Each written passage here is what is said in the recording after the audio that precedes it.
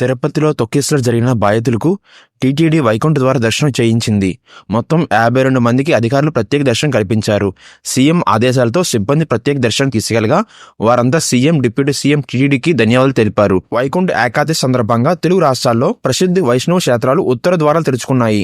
తిరుమల, యాదగిరిగుట్ట, భద్రాద్రి ఆలయాల్లో పాటు వివిధ నగరాలు, పట్టణాల్లో వైష్ణవ క్షేత్రాలు కిటకిలాడుతున్నాయి.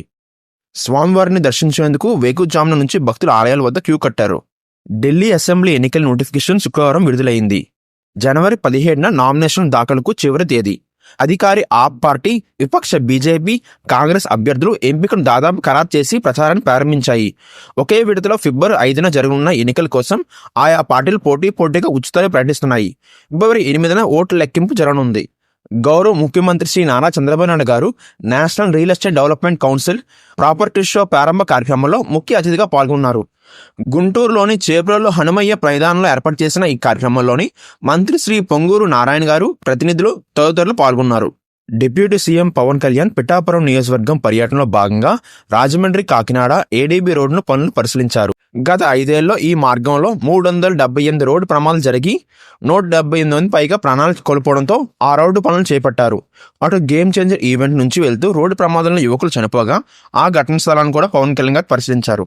పల్లె పండుగ పంచాయతీ వార్షోత్సవాల భాగంగా గోకులాలను ప్రారంభించి పిఠాపురం బహిరంగ సభలో మాట్లాడిన ఉప ముఖ్యమంత్రి శ్రీ పవన్ కళ్యాణ్ గారు, గత ప్రభుత్వం పాడి రైతులను పట్టించుకుని పాపాన పోలేదు. రాష్ట్రంలో ఎవరూ బాగుపడకూడదు, ఎవరి దగ్గర డబ్బులు ఉండకూడదు అనే ఒకే ఒక సిద్ధాంతంతో లక్షలాది పాడి రైతులు పొట్టకొట్టే చర్యలు ఆనాటి పాలకులు చేపట్టారు. సహకార డైరీలను గాలికి వదిలేసి సొంత డైరీలను అభివృద్ధి చేసుకోవడం పైన దృష్టి పెట్టారు. పాడి రైతులకు ఎంతో అవసరమయ్యే గోకులను గత 5 ఏళ్ల కాలంలోని కేవలం 268 నిర్మిస్తే కూటమి ప్రభుత్వం కేవలం 6 నెలల్లో 12,500 నిర్మించి పాడి రైతులకు అండగా నిలిచిందని, ఇది కూటమి ప్రభుత్వం నిబద్ధతకు నిదర్శనమని పేర్కొన్నారు. రాజకీయం అంటే ఓట్ల కోసం బొగ్గులు నిమరడం, ముద్దులు పెట్టడం కాదు, కష్టాల్లో ఉన్నవారికి అండగా నిలబడ్డం. నాకు స్వచ్ఛంగా రాజకీయం చేయడమే తెలుసు. మండల పరిషత్ అధికారి మీద దాడి జరిగితే ఆయనది ఏ కులం, ఏ ప్రాంతం అని చూడకుండా పరామర్శకు వెళ్ళాను.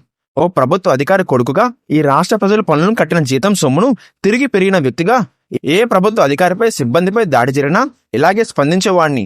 ప్రభుత్వ అధికారుల మీద దాడి జరిగితే మా నాన్న మీద జరిగిన దాడిగానే భావిస్తాను. అరాచక పాలన నుంచి విముక్తి అయిన రాష్ట్రంగా ఉన్న ఆంధ్రప్రదేశ్ను ముందుకు తీసుకెళ్లేందుకు పూర్తి నిబద్ధతతో పనిచేయాలనే తలంపుతోనే ముందుకు వెళ్తున్నాం. స్వాతంత్రం వచ్చి 75 ఏళ్లు దాటినా సరైన రోడ్లు లేక డోలీలో వైద్య సేవకు తీసుకెళ్తూ నరకయాతన పడుతున్న గిరిజన కష్టాలను స్వయంగా తెలుసుకునేందుకు కొండల్లో తిరిగాను. మావోయిస్టు ప్రభావిత ప్రాంతాలను తెలిసినా కూడా హెచ్చరికలు ఉన్నా తెగించి కొండలు నడవడం వెనక అక్కడ ప్రజల బాధలను స్వయంగా తెలుసుకోవాలన్న ఆవేదన, రాష్ట్ర ఆర్థిక పరిస్థితి అంతంగా మాత్రంగా ఉన్న పరిస్థితిలో గిరిజన గ్రామాలకు రోడ్లు వేసేందుకు అప్పటికప్పుడు 39 కోట్ల ముఖ్యమంత్రి గారు పెద్ద మనసుతో అందించడం సంతోషకరం. 500 కోట్లు వెచ్చించి ప్యాలెస్ కట్టుకున్న వారికి, 2 కోట్లతో బాత్రూమ్ నిర్మించుకున్న వారికి గిరిజన కష్టకాలం ఏం తెలుస్తుంది? కనీసం పాడి రైతులను పట్టించుకునే దాఖలాలు లేవు. గోకులా నిర్మిస్తే పశువులు పరిశుభ్రమైన వాతావరణంలో ఉంటే పాల ఉత్పత్తి గణనీయంగా పెరిగే అవకాశం ఉంటుందని తెలిసినా వైసీపీ నాయకులకు అవేవీ పట్టలేదు. ఇప్పుడు నిర్మించిన గోకులతో చిన్న స్థాయి పాడి రైతులకు నెలకు 10,000 నుంచి 12,000 వరకు ఆదాయం పెరుగుతుందన్నారు ఉప ముఖ్యమంత్రి, జనసేన నేత పవన్ కళ్యాణ్ గారు.